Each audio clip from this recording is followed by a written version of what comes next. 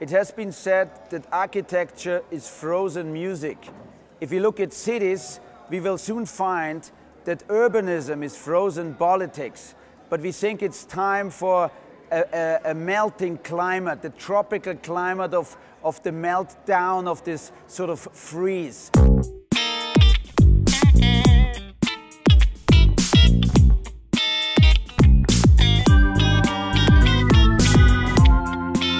You have to imagine this tower in Caracas is a structure 45 floors high, plus helicopter landing pad.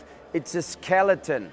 It's actually a failed project in terms of a traditional North American Western skyscraper. But it is an absolutely new way of looking at the city. If you think about that building, which has no elevator, no air conditioning, it has no facade, it has also no formal water or electricity networks, but there are 3,000 people living inside. Isn't that curious? Correct, and people are the real infrastructure. Not water pipes, not aqueducts, not sewage, but actually people. People working together. You, me, together we can make a network. And this is an infrastructure. And that's the beauty of this project, where architecture becomes words, discourse. It's about bringing people together and building the city. So architects in that concept are actually moderators, animators, if you want, of change. And just like in the tower, we tried to replicate things that we have seen, that we have learned in the tower, and we built a space, a physical space, around something that people will need. We have been in the Biennale before, we have seen that there's actually a resting space, a sort of an island, an oasis, missing. And we thought if we could only use a space and create a framework around it where people could come together and enjoy this show, that would be a great idea. And luckily, the audiences, the people who have come here, accepted this idea. And you are standing right now inside the Café Gran Horizonte on the 45th floor of the skyscraper of Caracas. You're looking out in the city, on the horizon, on the El Horizonte. And we are now here discussing exactly what is the future of architecture and what is the future of the city in the Sur Global, in the southern hemisphere, where the majority of the people live in the world. We believe that this population in slums is a reason for architects, for urban designers to take on the challenge and make solutions by the masses. We hope that a lot of people get inspired here, students, colleagues, friends, and that they create solutions by the masses for the masses. So when we got out of Columbia University, where we both got our master's degree and where we met in New York City, we ventured out to South America. We ventured to Caracas to see how we could build the new city. What we found was we had to unlearn everything we had learned in New York City was not applicable. So we went out into the city to see how people really lived. And it's about bringing the real world topics back into university and back into professional practice. Just behind this wall, on the back side of this wall, you will find the work of 1 year of how we're going to fix the tower, how we're going to bring electric energy, aeolic energy. We've studied the sun rays to put solar panels, hydroponic gardens, recuperate the rainwater with 6 months out of the year. It will fall inside the building in a hole, and with the fall of the water, we will create electric energy. That electric energy then will work the lifts and the lights in the public corridors. So this is the project we've been 1 year working with our office and ETH Zurich. I would say that the Tower of David, how it stands now, is actually a perfect laboratory because 3,000 people are participating voluntarily in this laboratory, and we're inviting not only the Italian but the global industry, the construction industry, the industry of mechanic parts of solar panels, of lights, to test out in this laboratory if their products really can stand the test of time. We have found a great sponsor, Schindler Elevators, the world leading elevator manufacturer, they wanted to know how a building, a skyscraper without an elevator can operate. We have found out and we have told them how it works, and it's certainly a place where we can redefine our way to think about what a skyscraper is in the 21st century. In Italy and around the world, any sane person would explain you that if you want to have a house on your own, you have to buy the land, get a plan, build your house, and then you move in. Alfredo and I have seen the exact opposite happening in the Global South.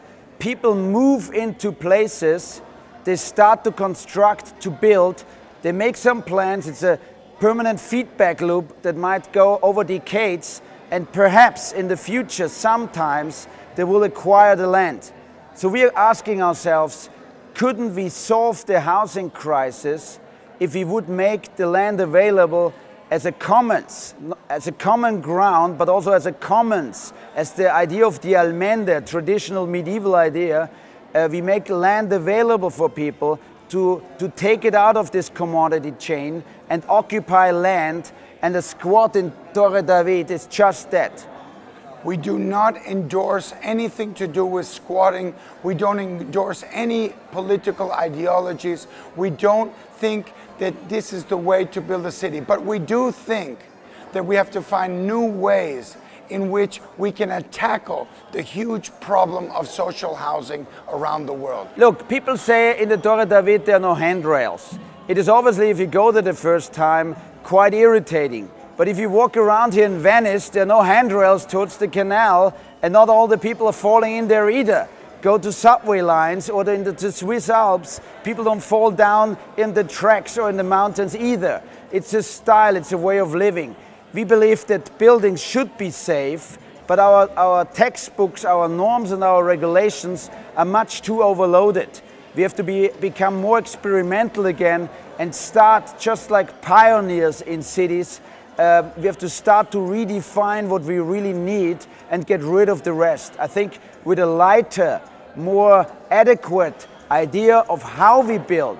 To give you another example, Artigas, the famous Brazilian architect, the father of the Sao Paulo school, Artigas, built the greatest school of architecture. So it's a school to learn how to be an architect, and he put no railings.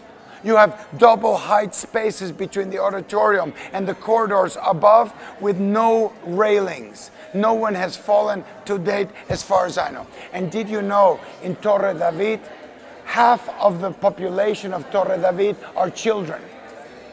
Half of them living here are children.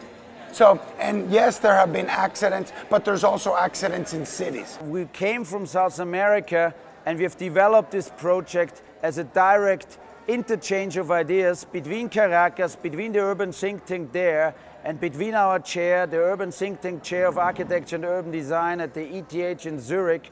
So we believe that the dialogue should not be any longer north-north, and then we see what the south gets of it. We also don't believe in the south-south dialogue that is starting to happen. China is very eloquently participating in this dialogue. We believe we need a truly global dialogue, because only that way the three legs, that this tripod that we are facing now, urbanization, informalization and globalization, stands on. And I think that Torre David in that sense is a perfect example what the results out of such a dialogue can mean.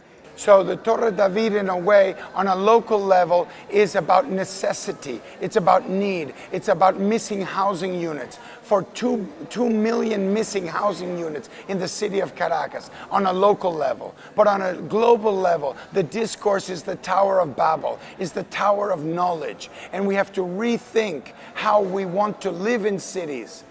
If you think modern architecture is not present on these walls, I tell you, look again, because Le Corbusier in 1917, the premier 20th century master modern architect, he invented the domino house, which is the famous floor slab and open stairwell with no walls. And this became the framework for modern architecture all over the world. Well, every day, Hubert and I see this domino house being built in the cities of the slums around the world. The famous floor slab. And when Le Corbusier invented the domino house, he showed it without any walls because he intended it to be put with the cheapest available building material and the rubble, the leftovers of the First World War.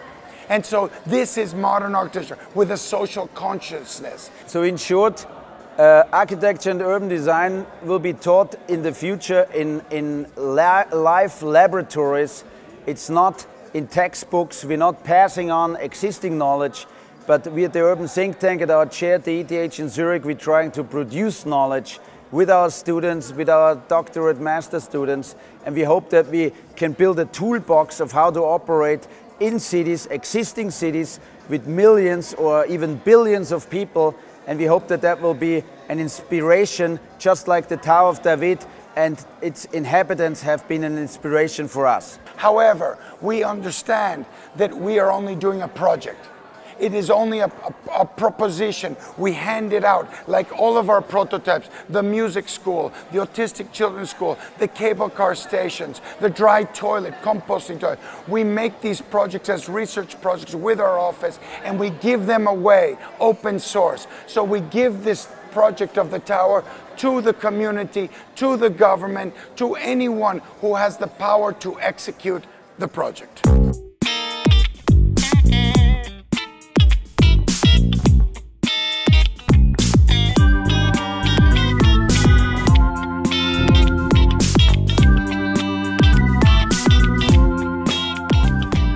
With the Cultural Revolution now, and Tahrir Square has proved it, and with the Internet revolution, the open sourcing, the networking, the social media generation, we may not even own houses, we may not even own apartments. We move from place to place, to space. We sleep one night in one place, we work one night somewhere else. We can move. The shape of the city will change based on the shape of the lifestyle. Lifestyle will change the shape of the city. Let's see, in many ways, people have actually forgotten how to perform, how to live. It's a sort of a prescription that is passed on to us by media, by the markets, what one should have, a car, a house, a front garden, a 3-bedroom apartment.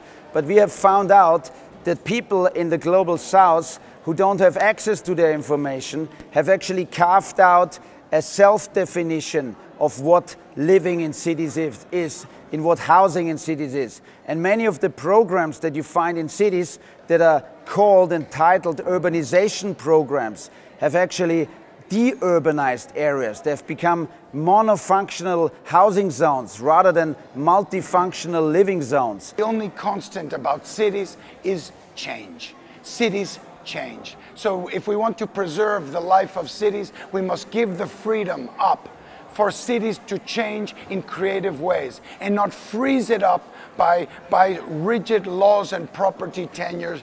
And actually we have to rethink that idea of how a city is developed. It may be very appropriate to mention Manfredo Tafuri, who was teaching and living here in Venice, and he wrote almost 30 years back a little book which is called Capitalism and Architectural Development. And in this book, he actually ends almost in a sort of a frustration, looking at the history of architecture and architects, and closing that architecture has lost its relevance in society. And the reason why it has lost its relevance is that it has become too engaged in form, in the formal aspects of architecture and in the personal aspects of architecture.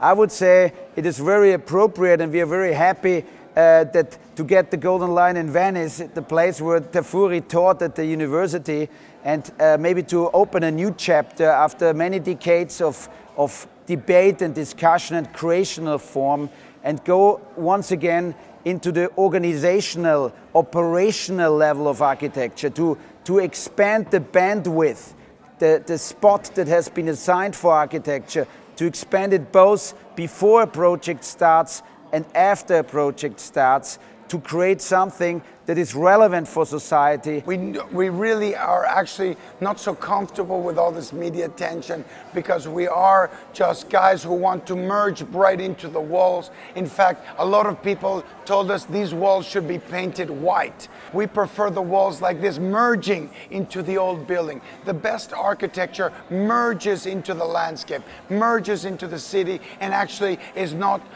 so much seen and is assimilated into the morphology of a city. It looks natural. It looks like it's always been there.